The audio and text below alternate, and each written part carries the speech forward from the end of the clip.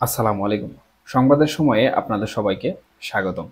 বাংলাদেশ আওয়ামী লীগ কিন্তু ইতিমধ্যে নিষিদ্ধ হয়ে গেছে এবং নিষিদ্ধ হওয়ার পর বাংলাদেশ আওয়ামী লীগকে নিয়ে বিভিন্ন ধরনের কথাবার্তা চলছে। আওয়ামী লীগের পক্ষে বিপক্ষে নানা ধরনের কথাবার্তা চলছে। এখানে জামাতে ইসলামের ভূমিকা নিয়েও আমরা দেখেছি যে আমাদের অন্তর্বর্তীকালীন সরকারের একজন উপদেষ্টা মাহফুজ আলম বিভিন্ন ধরনের বক্তব্য দিয়েছেন। যাই হোক, এখানে বাংলাদেশ আওয়ামী লীগকে যে পদ্ধতিতে নিষিদ্ধ করা হয়েছে সেই পদ্ধতিতে অন্তর্বর্তীকালীন সরকার বলেছে যে অনলাইন এবং অফলাইনে বিচারের পূর্ব পর্যন্ত সকল কার্যক্রম বা বিচার সম্পন্ন হওয়ার আগ পর্যন্ত সকল কার্যক্রম নিষিদ্ধ করা হলো বাংলাদেশ আওয়ামী লীগের। তবে এই বিষয়টি নিয়ে ইতিমধ্যে নানা ধরনের প্রশ্ন ওঠা শুরু হয়েছে যে প্রকৃতপক্ষে এটাকে কোন ধরনের নিষিদ্ধকরণ বলা হয়। যাই হোক, আমি ওইদিকে যাচ্ছি না।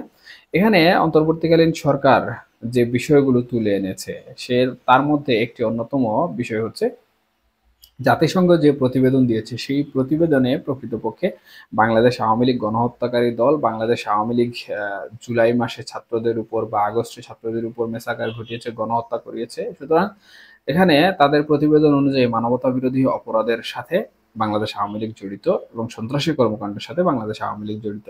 এর ফলশ্রুতিতে বা এই প্রতিবেদনের পরিপ্রেক্ষিতে কিন্তু, অর্থাৎ এই প্রতিবেদনকে মুখ্য দলিল হিসাবে অন্তর্বর্তীকালীন সরকার ব্যবহার করছে এবং এরই ফলশ্রুতিতে বাংলাদেশ আওয়ামী লীগকে এই পদ্ধতিতে একটি শ্যাডো ব্যানিং করার সিদ্ধান্ত নিয়েছে।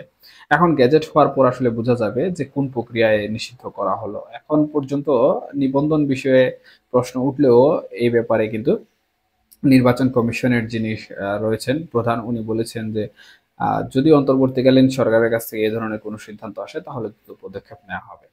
যাই হোক, এই দিকে যাচ্ছি না। আমি যে কথাটি বলতে যাচ্ছি যে জাতিসংঘের এই প্রতিবেদনকে ঘিরে কিন্তু ইতিমধ্যে বেশ কিছুদিন পূর্বে বাংলাদেশ আওয়ামী লীগ আন্তর্জাতিক যে মানবাধিকার সংস্থা রয়েছে জাতিসংঘের, সেখানে কিন্তু একটি আবেদন করেছিল এবং সেই আবেদনে বলেছিল বা উল্লেখ করেছিল যে বাংলাদেশ আওয়ামী লীগ এই ধরনের গণহত্যা ঘটায়নি বা বাংলাদেশ আওয়ামী লীগ এই যে হত্যার দায়ে অভিযুক্ত হয়ে আছে বিভিন্ন ধরনের বিভিন্নভাবে, এগুলো বাংলাদেশ আওয়ামী লীগ করেনি। বাংলাদেশ আওয়ামী লীগ বরঞ্চ চেয়েছে ছাত্রদের নিরাপত্তা দিতে, ছাত্রদের যেভাবে একটি বিষয় সম্পূর্ণ হয়, সমাধান হয় সেটি চেষ্টা করেছিল। কিন্তু তৃতীয় পক্ষ এখানে একটি সুযোগ নিয়েছিল সরকার পতন করার জন্য। এরই পরিপ্রেক্ষিতে জাতিসংঘ যে প্রতিবেদন দিয়েছে সেই প্রতিবেদনের একটি পুনরায় তদন্ত তারা চেয়েছিল। তবে জাতিসংঘ এখন পর্যন্ত কিন্তু সেই বিষয়ে কোনো জবাব দেয়নি বা জাতিসংঘ থেকে কোনো ধরনের জবাব আসেনি। এখন বাংলাদেশ আওয়ামী লীগ নিষিদ্ধ হয়েছে কিন্তু এই দালিলিক প্রমাণের ভিত্তিতে। ঠিক তখনই কিন্তু বাংলাদেশ আওয়ামী লীগ আন্তর্জাতিক এই মানবাধিকার সংস্থার মধ্যে বা জাতিসংঘের এই মানবাধিকার সংস্থা যেটি রয়েছে সেটিকে কিন্তু আবারও জাগ্রত করে দিল এবং জাগ্রত করেছে। এই নিউজটি আসলে প্রচারিত হয়েছে একটি সাংবাদিক forum, the infinity of earth এর মাধ্যমে।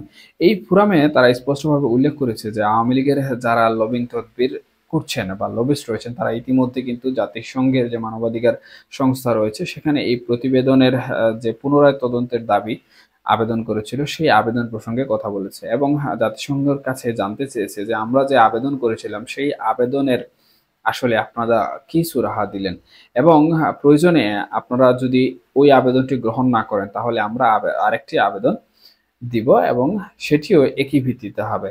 আমাদের আবেদনও প্রস্তুত রয়েছে।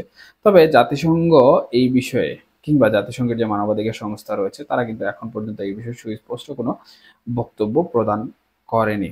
এখন এই যে লবিং তদবির বা লবিস্টরা যে কার্যক্রম করছেন এটি আসলে জাতিসংঘ কিভাবে নিচ্ছে বা জাতিসংঘ প্রকৃতপক্ষে তদন্ত করবে কিনা, যদিও তাদের প্রতিবেদনের উপর ভিত্তি করে কিন্তু বাংলাদেশ আওয়ামী লীগ নিষিদ্ধ হয়ে গিয়েছে ইতিমধ্যে। এখন তাদের এই ভূমিকা আসলে কোন দিকে নিয়ে যাবে এটিও অনেকটা প্রশ্ন রেখে যায়। এখন যারা লবিস্ট রয়েছেন বা যারা কাজকর্ম করছেন তারা আবারও পুনরায় তদন্তের যে বিষয়টি তুলে এনেছেন এটি যদি আবার জাতিসংঘ করে তাহলে সরকারের এই সিদ্ধান্ত এবং জাতিসংঘের এই সিদ্ধান্ত আসলে অনেকটাই প্রশ্নের সম্মুখীন হয়ে যায়। সুতরাং এখানে মনে হয় না যে জাতিসংঘ প্রকৃতপক্ষে কোনো ধরনের তদন্ত করবে।